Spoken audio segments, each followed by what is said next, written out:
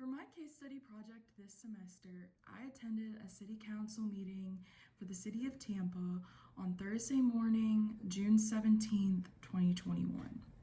At this city council meeting, the agenda item that I chose was one regarding an amendment to the internal auditing process for the city of Tampa.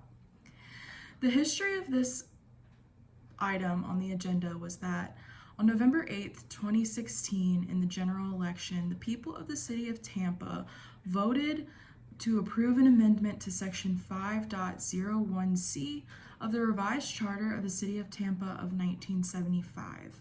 This amendment would allow City Council to request the internal auditor to perform audits in addition to the audits listed on the annual work plan prior to the beginning of the fiscal year with a supermajority vote of the City Council.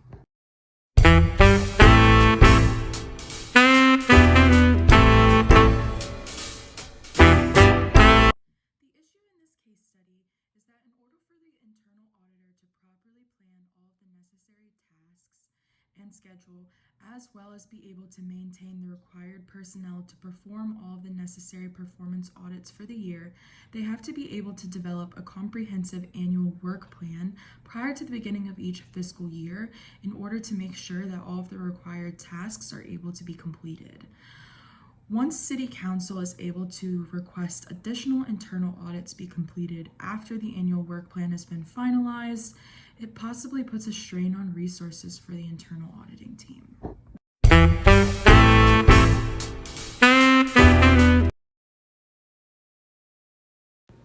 Here you can see a copy of the amendment to Tampa Code Section 2-71 regarding the internal auditing process.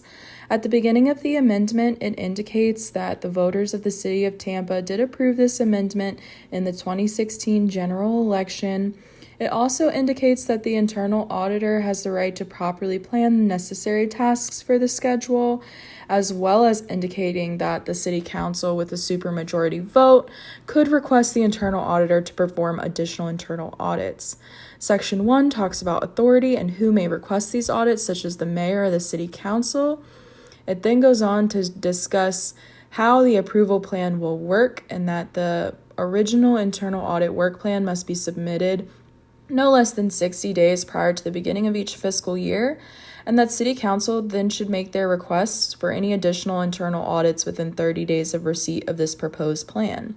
When requesting any additional internal audits, City Council should be taking into consideration the capacity limitations of the staff, as well as the annual internal audit work plan that's already been proposed, and whether the request for the audit could be complies with generally accepted government auditing standards. It also indicates that for mid-year fiscal audits, that with a supermajority vote of council, they can still be requested, but that the auditor has the ability to determine whether or not they're able to perform these audits and suggest different options for what else they may be able to do if they're unable to perform them. It then goes on to define, interpret, and repeal any conflicts that may be associated with this new amendment to the process.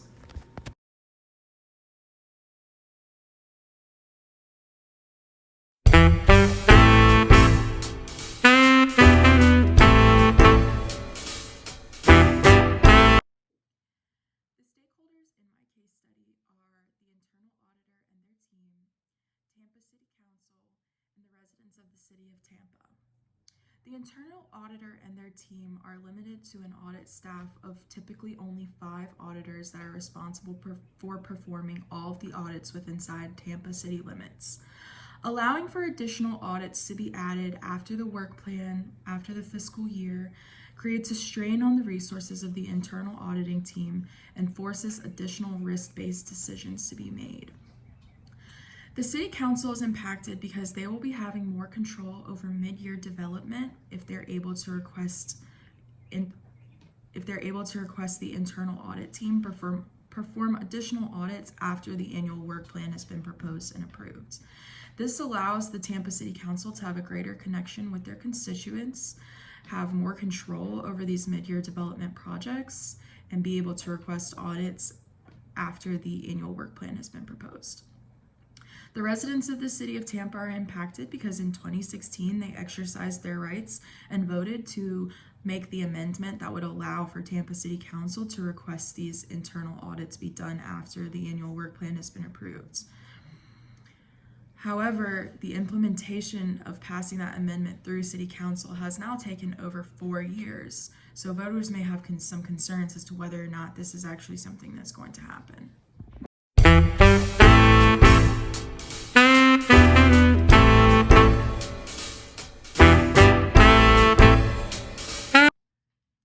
For my expert interview, I had the pleasure of speaking with Ms. Christine Glover, who is the Director of Internal Audits for the City of Tampa.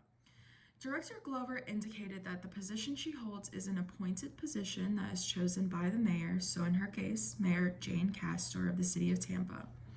Director Glover stated that at the beginning of each fiscal year, she and her team create their annual work plan. The plan is the annual audit plan that she and her team will anticipate following through the remainder of the year. In order to determine which audits actually make it onto this plan, they conduct risk-based assessments.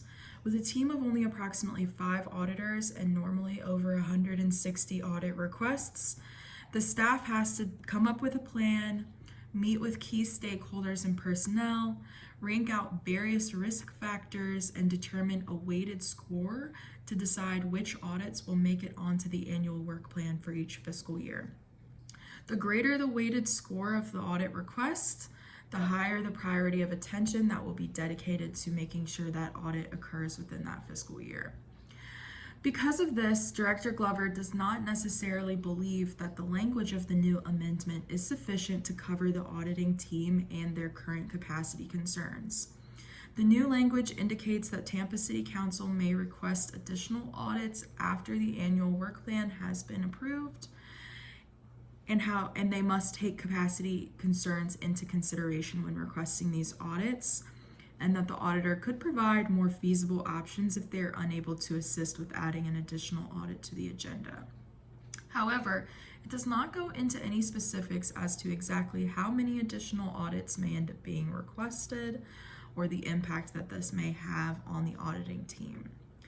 If Director Glover had a more concrete number of exactly how many internal audits could potentially be requested after the annual work plan being approved, then she and her team could leave open a more appropriate space in the annual work plan without potentially being put in a position where they have to pick and choose between items that have already made it onto the annual work plan in order to complete everything that needs to be done.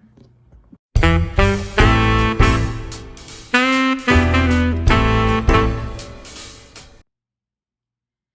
conducting further research into the internal auditing process, attending the City Council meeting for the City of Tampa, and speaking with my expert, I have come to a recommendation for this case. It is my recommendation that the City Council of Tampa passes the amendment to Tampa Code Section 2-71 regarding internal audits, allowing for the City of Tampa to request additional internal audits after the proposed annual internal audit work plan. However, the language in this amendment should be updated to include a specific number or percentage of audits that may be requested annually to better accommodate capacity concerns. By setting down an exact number or percentage of how many audits may be added to the annual work plan each year, it allows for the Tampa internal auditing team to better prepare and better prioritize the internal audit requests that they have to make sure that the City of Tampa and all of its residents are properly taken care of.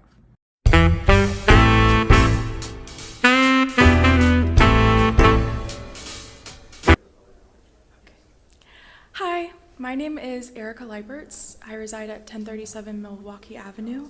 Thank you for having me today. Although I am not a resident of the City of Tampa, I am a student in the Public Policy and Administration program at St. Petersburg College, so I have taken a vested interest in item 5, the amendment of 2-71 regarding internal audits. On November 8th, 2016, in the general election, the constituents of the City of Tampa voted to approve an amendment which would authorize City Council to request the internal auditor to perform additional internal audits in addition to those listed in the annual work plan developed prior to the beginning of each fiscal year. I do believe it is necessary to adopt this ordinance based on voters' choice, But there are capacity limitations when dealing with the internal audit process that the public may not have been aware of. So since this amendment would not necessarily increase the number of internal audits that's completed each year, instead there would have to be decisions made on which internal audits will be completed each year, it would be my recommendation to possibly include into the language of the amendment something that addresses a specific percentage of additional audits that may be added, or a specific number that City Council may request after the annual internal audit work plan is proposed, versus indicating in the language that there should just be capacity limitations that should be taken into consideration. Thank you. Thank you.